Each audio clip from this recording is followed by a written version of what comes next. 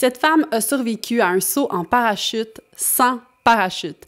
Imaginez sauter en bas d'un avion, descendre 4,5 km, vous écraser au sol et survivre. Évidemment, le but c'était de faire un saut en parachute traditionnel, mais un concours de circonstances va faire en sorte que ça va pas du tout se passer comme prévu. L'histoire s'est déroulée en 2013 en Suisse.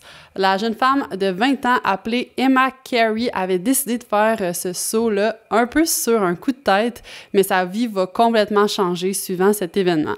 Elle s'est retrouvée paralysée en bas de la ceinture et s'est fait dire qu'elle allait plus jamais pouvoir marcher. Mais Emma a clairement une bonne étoile parce qu'elle va avoir un deuxième miracle. Bonjour tout le monde, j'espère que vous allez bien. On se retrouve aujourd'hui pour une nouvelle vidéo trouble où je vous parle de l'histoire miraculeuse d'Emma Carey. Il faut savoir qu'Emma ne s'est jamais considérée comme quelqu'un de positif dans la vie. Elle n'avait jamais vécu d'événements difficiles et se considérait pas non plus comme une personne forte mentalement. Elle n'était pas non plus super négative, c'était juste pas quelqu'un qui était comme reconnu pour être le rayon de soleil. Mais elle aimait l'aventure et elle a décidé de partir en voyage 3 mois en Europe avec sa meilleure amie alors qu'elle avait 20 ans.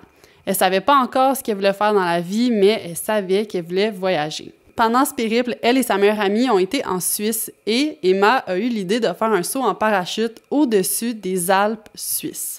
Sa meilleure amie, elle, était complètement terrifiée et voulait pas du tout le faire, mais Emma a réussi à la convaincre. À bord de l'hélicoptère, Emma était super excitée alors que sa meilleure amie pleurait à côté de stress. Donc, Emma a été la première à sauter avec son instructeur. C'était elle qui était comme super motivée, qui voulait le faire, donc elle l'a fait en premier. Elle se rappelle que pendant la phase normale de la chute libre, parce que tu sais, il y a tout le temps comme une phase où tu es en chute libre et après, tu as ton parachute qui se déploie, ben elle se souvient d'avoir adoré la sensation. Elle s'est même dit un instant qu'elle voulait devenir professionnelle de saut en parachute, là, à quel point elle a adoré ce moment-là. Et là, à un certain point, son instructeur lui a tapé sur l'épaule. Dans le fond, c'était un signal pour lui dire de croiser les bras parce qu'il allait déployer le parachute, puis c'était pour être sûr qu'il n'y ait pas comme d'interférence. Bon, personnellement, j'ai jamais fait de saut en parachute, alors je sais pas si c'est peut-être une méthode standard, mais c'est ça qui s'est passé.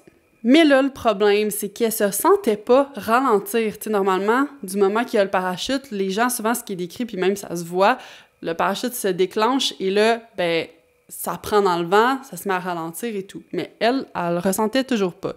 Et là, elle essayait de parler à son instructeur, puis elle lui disait comme « C'est-tu normal? C'est-tu correct? Qu'est-ce qui se passe? » Et là, lui répondait pas du tout. Fait que là, elle se dit « Es-tu correct? » Mais en même temps, peut-être qu'il l'entend pas, tu sais, avec tout le vent, ça fait quand même du bruit et tout, fait qu'elle s'inquiète un peu, mais pas trop. Mais le moment qu'elle a vraiment compris qu'il y avait un problème, c'est quand elle a vu un parachute emmêlé devant elle au lieu d'en haut. Elle a rapidement compris qu'elle s'en allait s'écraser au sol et qu'elle allait jamais pouvoir survivre à ça.